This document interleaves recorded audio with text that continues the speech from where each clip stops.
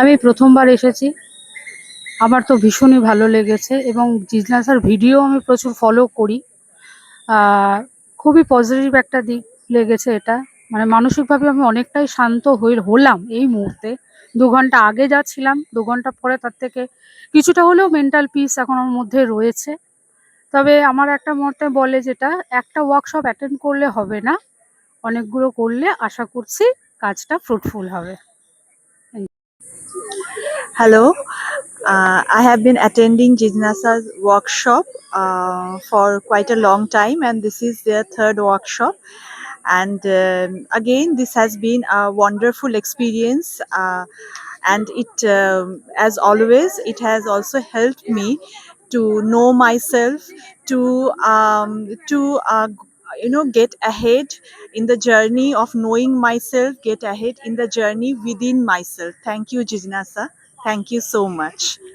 নমস্কার, এটা আমার জিজ্ঞাসার সেকেন্ড ওয়ার্কশপ। খুবই ভালো লেগেছে, বিশেষ করে পরিবেশটাকে চুজ করেছে তো অসম্ভব ভালো।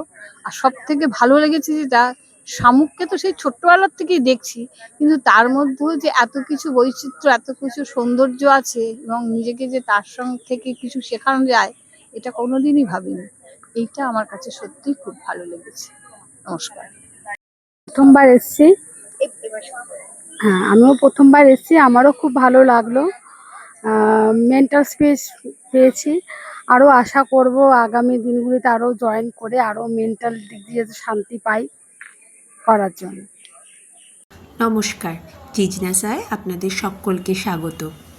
জিজ্ঞাসা তার তৃতীয় ওয়ার্কশপটি রবীন্দ্র সরোবর লেকে আমাদের বেশ কিছু পার্টিসিপেন্টদের সাথে সম্পন্ন করেছে এবং আপনাদের উপস্থিতি জিজ্ঞাসার এই ওয়ার্কশপটিকে আরও অনেক বেশি এনহ্যান্স করেছে। ধন্যবাদ, পাশে থাকবেন এবং সাপোর্ট করবেন।